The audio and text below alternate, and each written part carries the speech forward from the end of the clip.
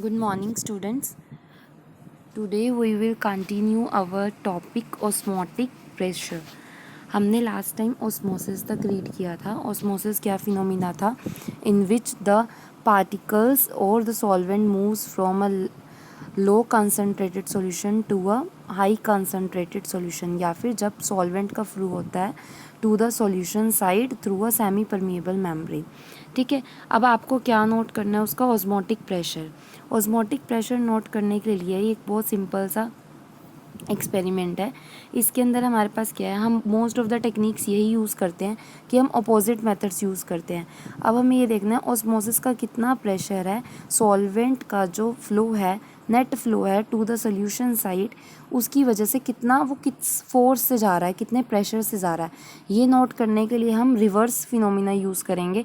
हम क्या करेंगे, सोल्यूशन साइड पे प्रेशर अप्लाई करेंगे. तो जितना प्रेशर आप अप्लाई करोगे सोल्यूशन साइड पे to stop the entry of solvent molecules into the solution side, ठीक है, उसको आने से रोकने के लिए हम जितना प्रेशर अप्लाई करेंगे, दैट मीन्स इतना ही प्रेशर ये सॉल्वेंट उस प्रेशर से आ रहा था. तो यही प्रेशर क्या होगा, उसका ऑस्मोटिक प्रेशर. ठीक है, तो ये आपका सिंपल एज इट इज़ है. हमने ऐसा वेसल लेनी है जिसकी दो साइड्स ओपन है, इसको सेमी परमेबल मेम्ब्रेन के थ्रू सेपरेट किया हुआ है.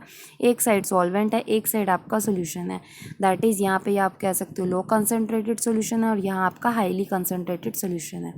ठीक है, यहाँ पे आपका इस लेवल से आप देख सकते हो कि इसका लेवल इंक्रीज़ होगा कि नहीं. यहाँ पे हमारे पास क्या है, सॉल्वेंट से फ्लो होगा टू द सॉल्यूशन साइड, यही होता है ऑस्मोसिस का फिनोमिना. बट ये यहाँ पे क्या होगा, इसके लेवल में इंक्रीज़ आना चाहिए था जब सॉल्वेंट से सॉल्यूशन साइड पार्टिकल्स मूव करेंगे. बट हमने क्या किया, पिस्टन अप्लाई किया, हाई एक्सटर्नल प्रेशर अप्लाई किया, जिसकी वजह से ये level as it is low नहीं हुआ, मेंटेन वहीं पे ही रहा. मतलब हमने सॉल्वेंट की एंट्री को स्टॉप कर दिया for to moving towards the solution side. तो इसका लेवल भी एज इट इज़ वही रहा. एंड जितना प्रेशर आपको अप्लाई करना पड़ा इसके लेवल को उतना ही रखने के लिए, सॉल्वेंट को रोकने के लिए उसी की साइड पे, वो आपका क्या हो गया, ऑस्मोटिक प्रेशर. सो यही आपकी डिफाइन भी है, the minimum excess pressure that has to be applied on the solution to prevent the entry of the solvent into the solution through this semi permeable membrane is called osmotic pressure. So इसके बहुत सारी applications हैं. हम इस osmotic pressure के through क्या क्या use कर सकते हैं. अगर आपको ऑस्मोटिक प्रेशर पड़ता हो तो यहाँ पे हमारे पास है, हम desalination of water. That means आप क्या कर सकते हो, सी वाटर में आपको पता है ह्यूज क्वांटिटी में सॉल्ट प्रेजेंट होता है, तो हम उसकी डीसैलिनेशन भी इस ऑस्मोसिस के बेस पे कर सकते हैं. यहाँ पे हमने क्या किया था, ऑस्मोटिक प्रेशर अप्लाई जब आप करते हैं, दैट मीन्स आपने क्या किया, प्योर सॉल्वेंट मॉलिक्यूल को सॉल्यूशन साइड एंटर होने से रोक दिया. अब अगर मैं यही प्रोसीजर अगर हम रिवर्स में करें तो क्या होगा. यहाँ पे इन्होंने एक ऐसी चैम्बर लिया, यहाँ पे इस चैम्बर में वन पार्ट में जो सेमी परमेबल मेम्ब्रेन से दोनों पार्ट सेपरेट हैं, एक साइड फ्रेश वाटर है एंड दूसरी साइड सी वाटर है. तो सी वाटर आपको पता है सलाइन नेचर का होता है and fresh water is fresh, it doesn't contain any impurity. तो यहाँ पे क्या होगा, फ्रेश वाटर का फ्लो होना चाहिए था to the sea water that is more concentrated side because as a result of osmosis. ठीक है, बट आप क्या किया, पिस्टन यहाँ पे लिया, प्रेशर अप्लाई किया, जिसकी वजह से फ्रेश वाटर का फ्लो तो यहाँ नहीं हो पाया, सॉल्वेंट साइड का सॉल्यूशन साइड में फ्लो नहीं हो पाया. बल्कि अगर आप प्रेशर अप्लाई करो ग्रेटर देन ऑस्मोटिक प्रेशर, मतलब एक प्रेशर तो उतना है ऑस्मोटिक प्रेशर जहाँ से आप इसकी एंट्री को प्रिवेंट करते हो फ्रेश वाटर की सी वाटर में आने से. बट अगर आपने प्रेशर अप्लाई किया ऑस्मोटिक प्रेशर से भी ग्रेटर, उससे भी ज़्यादा, तो क्या होगा, रिवर्स फिनोमिना होने लग जाएगा. तो अब इसके अंदर जो सॉल्वेंट थी, इसके अंदर का जो प्योर वाटर है वो फ्रेश वाटर के अंदर एंटर करना स्टार्ट हो जाएगा. तो ये क्या होगा, इस फिनोमिना को हम क्या कहेंगे, रिवर्स ऑस्मोसिस. और ये कब तब कैरियड आउट होगी, जब आपका अप्लाइड प्रेशर जो होगा वो ग्रेटर होगा दैन द ऑस्मोटिक प्रेशर. तो ये फिनोमिना रिवर्स में होना स्टार्ट हो जाएगा. एंड इसकी हेल्प से हम जितना भी ओशन वाटर, सी वाटर है जो सलाइन नेचर का होता है, उसे फ्रेश कर सकते हैं, प्योर वे में ला सकते हैं. और यही आपका इसका शॉर्ट फॉर्म क्या है, आरओ. यही आरओ सिस्टम्स होते हैं जिन पे इसी बेस पे हमारे होम आरओ बेस्ड होते हैं. यही प्रोसीजर उसमें भी फॉलो होता है. एंड जो उसमें semi permeable membranes generally use होती है वो किसकी होती है, सेल्यूलोज एसीटेट की. ठीक है, सो नेक्स्ट आपके पास एक और इसमें टर्म है ऑस्मोसिस में कि एक्सपेरिमेंटल मेजरमेंट है आपकी ऑस्मोटिक प्रेशर की। वो हमने जो फर्स्ट में पढ़ा था वो एक प्रोजेक्ट लगा लो या आपकी एक मेथड है कि आप कैसे नोट कर सकते हो आप ऑस्मोटिक प्रेशर अप्लाई करके। तो यहाँ पे आपके पास है कि एक बैकली एंड हर्टली अपरेटस, उन्होंने अपना अपरेटस बताया था जिसकी हेल्प से उन्होंने सेपरेट करके भी दिखाया था उस थ्योरी के बाद। तो यहाँ पे भी उनका जो सिस्टम था वो कुछ इस तरह से था, सॉल्वेंट उनके बीच वाली साइड में थी एंड सॉल्यूशन आपके दोनों साइड में, either side of the solution. ठीक है, यहाँ पे जो हमारे पास है इन्होंने सेमी परमेबल मेम्ब्रेन की तरह उसकी जगह पे क्या यूज़ किया था, पोरस ट्यूब। ठीक है, पोरस ट्यूब्स ऐड की थी जिसके थ्रू ऑब्वियसली फ्लो हो सकता है, एक दूसरे की साइड से पास कर सकता है लिक्विड। यहाँ पे भी सेम वही प्रोसीजर, सॉल्वेंट का फ्लो होना चाहिए टू द सोल्यूशन साइड, है ना। बट हमने क्या किया, as a result pressure apply किया which is equal to osmotic pressure, जिसकी वजह से आपका सॉल्वेंट जो है वो सोल्यूशन साइड पे फ्लो नहीं हो पाया। एंड जितना प्रेशर आपने अप्लाई किया वो डायरेक्टली आप प्रेशर गॉज में मीज़र कर सकते हो। तो आपका प्रेशर गॉज में वो प्रेशर मीज़र हो गया और आपको पता चल गया कि उस पर्टिकुलर सॉल्वेंट का एक पर्टिकुलर टेम्परेचर पे कितना प्रेशर है।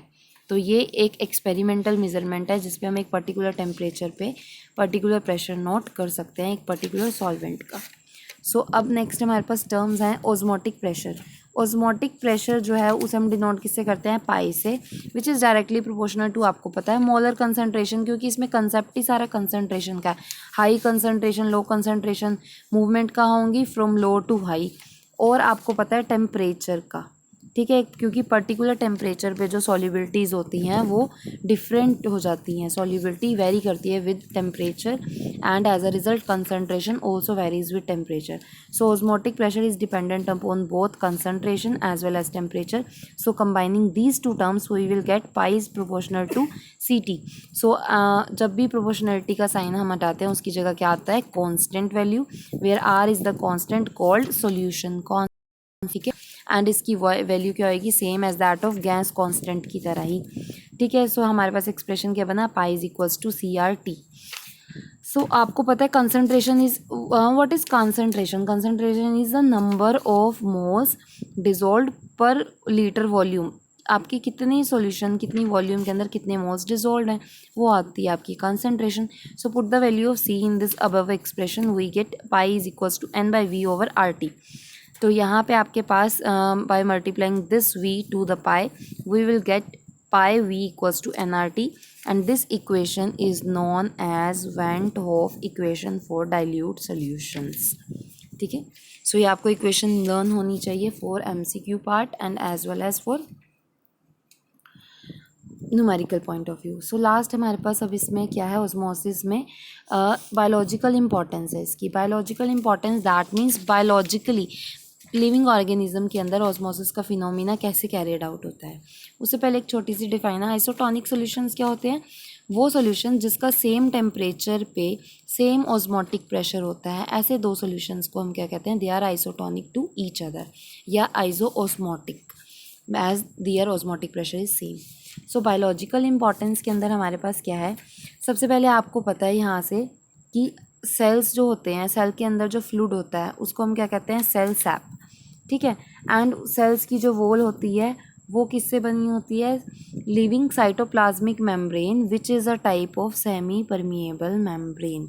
ठीक है, अब यानी कि सेल सैप, सेल फ्लूइड के बाहर अगर जो लिक्विड हुआ वो अगर उसे लेस कंसनट्रेटेड हुआ, दैट मीन्स डाइल्यूट हुआ, तो आपको पता है ऑस्मोटिक प्रेशर क्या होगा, less than the cell sap and present in the cell, then there will be tendency of water to enter into the cell through the cell wall।